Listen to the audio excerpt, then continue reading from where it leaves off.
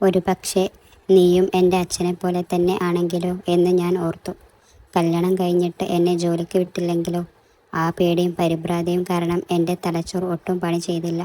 മറ്റൊന്നും ആലോചിക്കാതെ ഞാൻ ആ കത്ത് എഴുതി വെച്ചിട്ട് അവിടെ നിന്ന് ഒളിച്ചോടി. അവൾ പറഞ്ഞു നിർത്തിയപ്പോഴേക്കും അവിടെ വീണ്ടും പൂർണ്ണമായ നിശബ്ദത പടർന്നു. കാർത്തിക്കിൻ്റെ മുഖത്തൊരു മാറ്റവുമില്ലായിരുന്നു. അവൾ പറഞ്ഞ ഓരോ വാക്കും അവൻ കേട്ടു, അത് മനസ്സിലാക്കുകയും ചെയ്തു. പക്ഷേ അവൻ്റെ കണ്ണുകളിൽ ഒട്ടും സഹതാപം ഉണ്ടായിരുന്നില്ല. നിന്നെ പേടി ന്യായമാണ് സഹസ്ര, വളരെ ശാന്തമായി കാർത്തിക് പറഞ്ഞു. ഒരു സാധാരണ കുടുംബത്തിൽ വളർന്ന പെൺകുട്ടി എന്ന നിലയിൽ നിനക്കുണ്ട ഇൻസെക്യൂരിറ്റികൾ എനിക്ക് മനസ്സിലാകും. പക്ഷെ നീ തിരഞ്ഞെടുത്ത വഴി തീർച്ചയായും തെറ്റാണ്. സഹസ്ര തല താഴ്ത്തി നിന്നു. നിന്റെ പ്രശ്നം നിന്റെ അച്ഛനോടായിരുന്നെങ്കിൽ നീ അദ്ദേഹത്തെയാണ് എതിർക്കേണ്ടിയിരുന്നത്. അതിനുള്ള ധൈര്യം ഇല്ലായിരുന്നെങ്കിൽ കുറഞ്ഞ പക്ഷം എന്നോടോ അല്ലെങ്കിൽ എൻ്റെ അച്ഛനോടോ നേരിട്ട് പറയാമായിരുന്നു. എനിക്ക് കല്യാണത്തിന് താല്പര്യമില്ല എന്ന് നീ ഒരൊറ്റ വാക്ക് പറഞ്ഞിരുന്നെങ്കിൽ എത്ര ബുദ്ധിമുട്ട് സഹിച്ചു. ഞാൻ കല്യാണം വേണ്ടെന്ന് വെക്കുമായിരുന്നു. എൻ്റെ വീട്ടുകാർ ഞാൻ തന്നെ കാര്യങ്ങൾ പറഞ്ഞ് മനസ്സിലാക്കുമായിരുന്നു.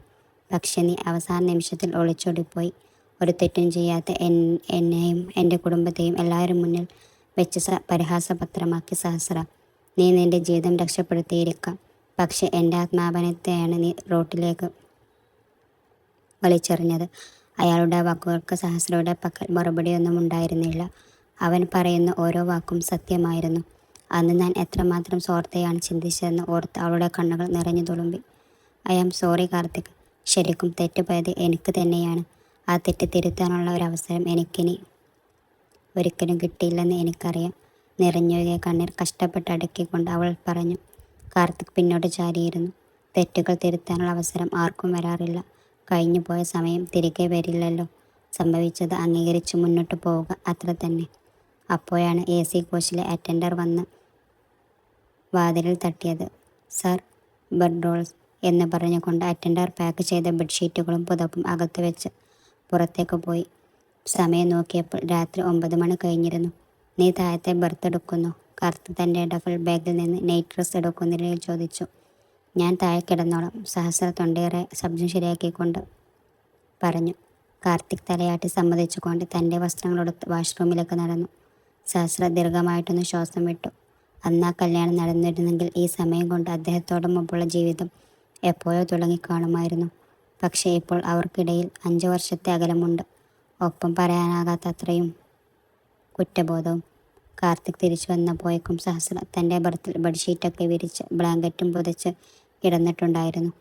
കാർത്തികും മുകളത്തെ ബർത്തിൽ ബെഡ്ഷീറ്റ് വിരിച്ച് മെയിൻ ലൈറ്റുകളെല്ലാം ഓഫ് ചെയ്ത് നൈറ്റ് ലാമ്പ് ഓണാക്കിയ ശേഷം മുകളിലേക്ക് കയറി കിടന്നു.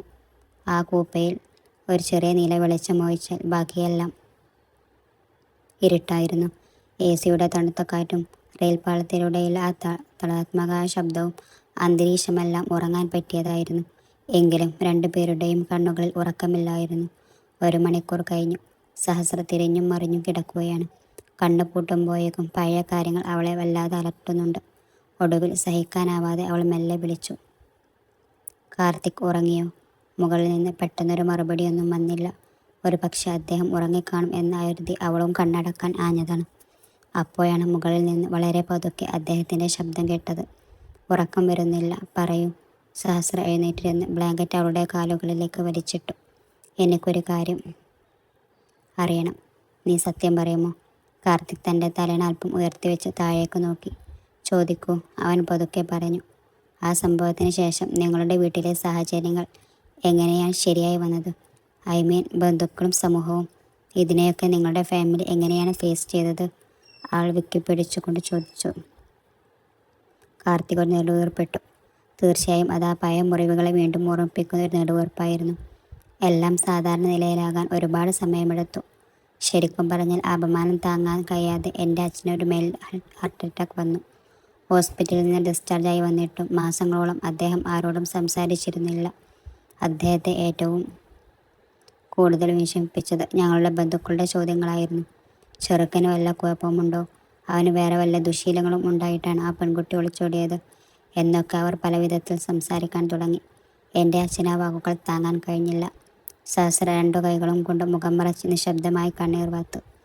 താൻ ഒളിച്ചോടിപ്പോയത് കാരണം അങ്കിളിൻ്റെ ജീവൻ അപകടത്തിലായെന്ന് മാത്രമല്ല, കാർത്തിക്കിൻ്റെ സ്വഭാവത്തെ പോലും സമയം സംശയിച്ചു എന്ന് അവൾക്ക് ഇപ്പോഴാണ് മനസ്സിലായത്. Oh my God Karthik, I am really sorry. എൻ്റെ സ്വാർത്ഥത കാരണം നിങ്ങൾക്ക് ഇത്രയും വലിയൊരു നഷ്ടം വരുത്തി വെക്കുമെന്ന് ഞാൻ സ്വപ്നത്തിൽ പോലും വിചാരിച്ചതല്ല. അങ്കിളിന് ഇത്രയും വലിയ പ്രശ്നം ഉണ്ടാകുമെന്നും ഞാൻ കരുതിയില്ല. തേങ്ങലടക്കാൻ പാടുപെട്ടുകൊണ്ട് അവൾ പറഞ്ഞു. പക്ഷെ അതുകൊണ്ടും തീർന്നില്ല. കാർത്തിക്കിൻ്റെ ശബ്ദം ഇപ്പോൾ കൂടുതൽ ഗൗരവമുള്ളതായി മാറി. എൻ്റെ അനിയത്തി കീർത്തിക്ക് ആ സമയത്താണ് ഞങ്ങൾ വിവാഹാലോചനകൾ നോക്കിക്കൊണ്ടിരുന്നത്. ഈയൊരു സംഭവത്തിന് ശേഷം വന്ന ആലോചനകളെല്ലാം പലരും വേണ്ടെന്ന് വെച്ച് പിന്മാറി. കല്യാണപ്പന്തൽ വെച്ച് കല്യാണം മുടങ്ങിപ്പോയ വീടല്ലേ. അങ്ങനെയുള്ളൊരു കുടുംബത്തിൽ നിന്ന് ആൺകുട്ടിയെ ആലോചിക്കുന്നതെന്തിന്, പെൺകുട്ടിയെ ആലോചിക്കുന്നതെന്തിന് എന്ന് പറഞ്ഞ് ആളുകൾ പലതരത്തിൽ സംസാരിക്കാൻ തുടങ്ങി. ആ അപമാനങ്ങളെല്ലാം താങ്ങാൻ വയ്യാതെ എൻ്റെ കുടുംബം എത്രയോ ഉറക്കമില്ലാത്ത രാത്രികൾ തള്ളി നീക്കിയിട്ടുണ്ടെന്ന് എനിക്ക് മാത്രമേ അറിയൂ.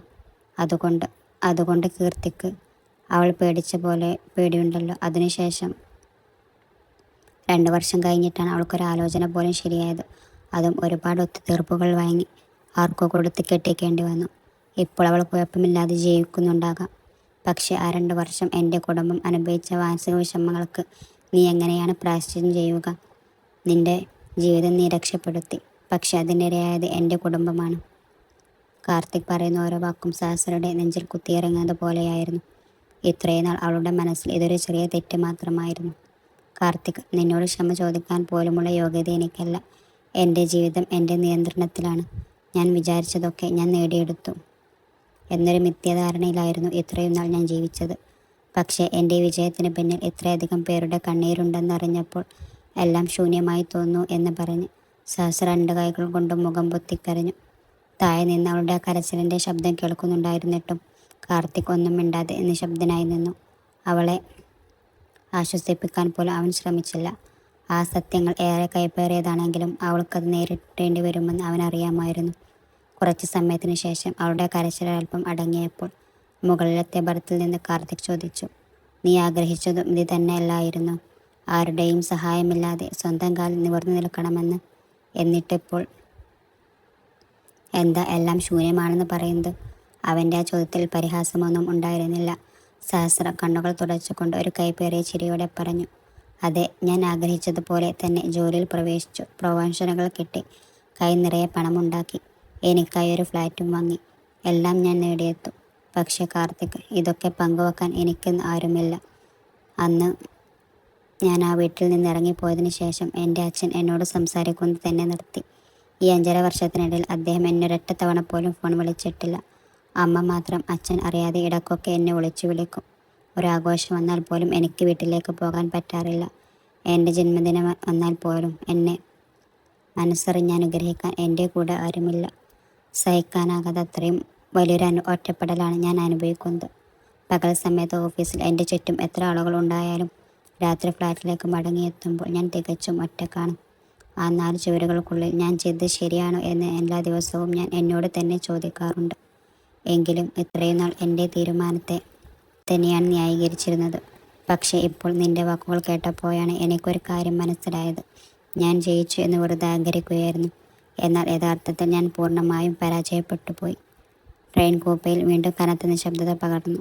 ട്രെയിൻ ഏതൊരു ചെറിയ സ്റ്റേഷൻ കടന്നു പോയപ്പോൾ ജനലിലൂടെ വന്ന മഞ്ഞ വെളിച്ചം ഒരു നിമിഷം അവരുടെ 2 പേരുടെയും മുഖങ്ങളിൽ പതിഞ്ഞു.